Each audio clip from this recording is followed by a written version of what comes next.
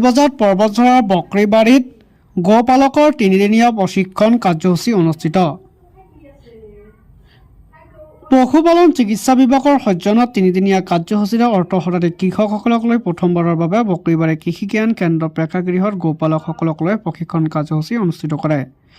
উক্ত প্ৰশিক্ষণ কাৰ্যসূচীত dairy farming under BTC SOPD 2024-25 বৰ্ষৰ পশুপালন বিভাগৰ জিলা বিষয়া ডাক্তৰ তুফান বসুমতাৰী, পৰ্বতঝৰা মহকুমা পশু চিকিৎসা বিষয়ানী ডাক্তাৰ ভানুৰাণী কছাৰী, তিনিদিনীয়া প্ৰশিক্ষণ কাৰ্যসূচীৰ সমল ব্যক্তি ডাক্তাৰ ধ্ৰুৱ দাস, ডাক্তাৰ প্ৰকাশ বৰ্মা, ডাক্তাৰ ৰফিকুল ইছলামকে ধৰি বিভিন্ন ব্যক্তিসকলৰ উপস্থিতিত প্ৰশিক্ষণ কাৰ্যসূচী চলাই যাব বুলি জানিব পৰা গৈছে। কছাৰী STBO পৰ্বতঝৰা আজিৰ প্ৰগ্ৰামটো হ'ল ট্ৰেইনিং প্ৰগ্ৰাম আছিলে ডেইৰী ডেভেলপমেণ্টৰ ওপৰত। সেইটোৰ বিষয়ে আমাৰ DBO ছাৰে অলৰেডি ভালকৈ এক্সপ্লেইন কৰিলে এইটো প্ৰগ্ৰামৰ বিষয়ে। মোৰ খুবেই ভাল লাগিছে আজি।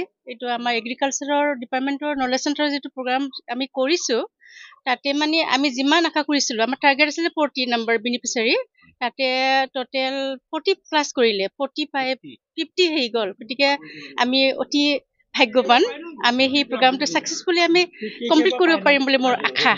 আৰু এইটো বহুত সকলোৰে বেনিফিচিয়াৰীবিলাকৰ ফাৰ্মাৰ্ছবিলাকৰ কামত দিব। আমি যিটো চাৰ্টিফিকেট ইছ্যু কৰিব আমাৰ ডিউথ মেম আৰু DBO ছাৰৰ ছিগনেচাৰ থাকিব সেইটো চাৰ্টিফিকেটৰ, সেইটো বহুত কামত দিব বুলি মই আশা কৰিছোঁ। Thank U.